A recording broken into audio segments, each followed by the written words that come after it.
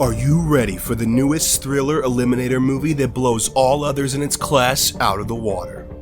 Ready to see our characters fight to survive in an environment that's so harsh, so cold, and so claustrophobic? What's that? That sounds quite a bit like Poseidon, the Cloverfield Paradox, and the Grey.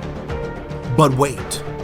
What if we told you all this horror was caused by humans meddling with things they shouldn't, and their own creation backfires on them? Well, now it sounds too much like Doom, Event Horizon, or Deep Blue Sea.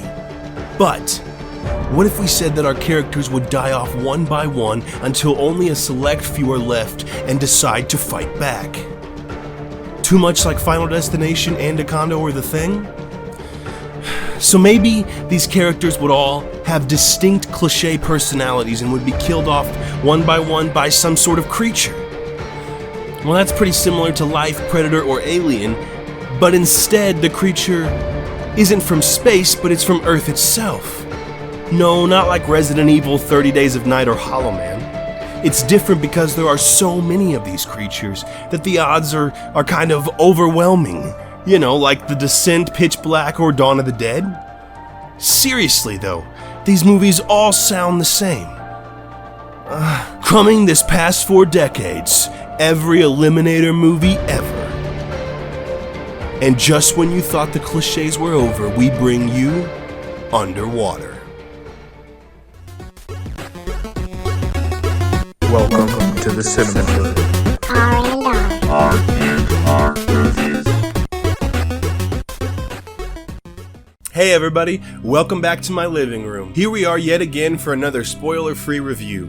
This week we tackled the latest Eliminator movie with our tackle box, rigged with some deep-sea fishing lures, and this week's catch of a movie, Underwater, starring the emo girl from your high school that's always making a pouty face. Directed by William Eubanks, who literally hasn't had any film worth mentioning, and sad to say, he still hasn't. Here at R&R, we gave Underwater a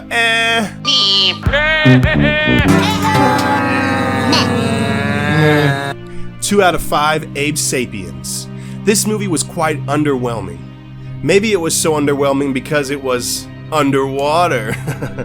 We follow a group of engineers and researchers 8 miles under the ocean where a deep-sea drilling company has set up shop digging into the earth.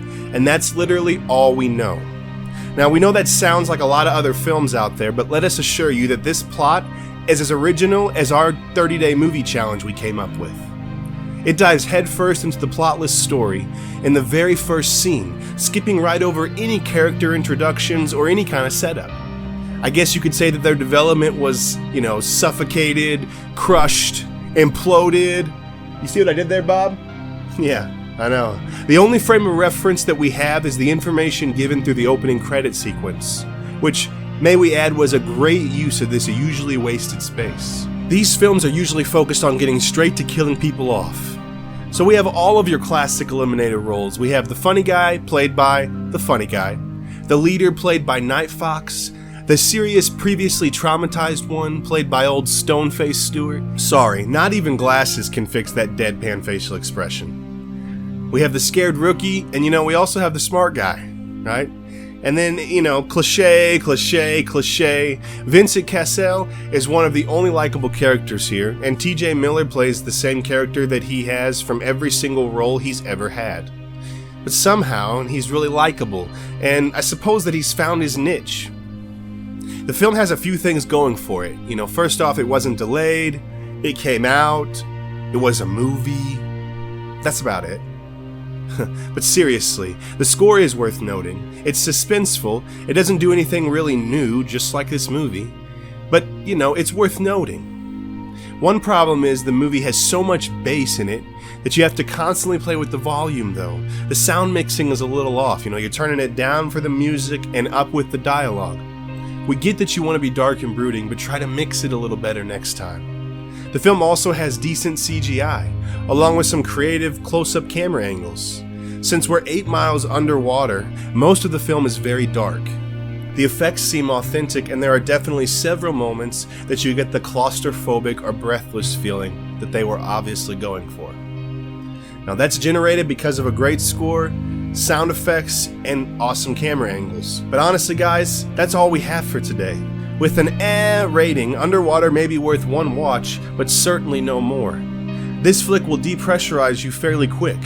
This movie starts hopeful, but just becomes another Eliminator movie cliche. As always guys, thanks for tuning in. Remember, it's always a beautiful day in the cinema hood. Seriously though, how does Kristen Stewart keep finding work? That's rad.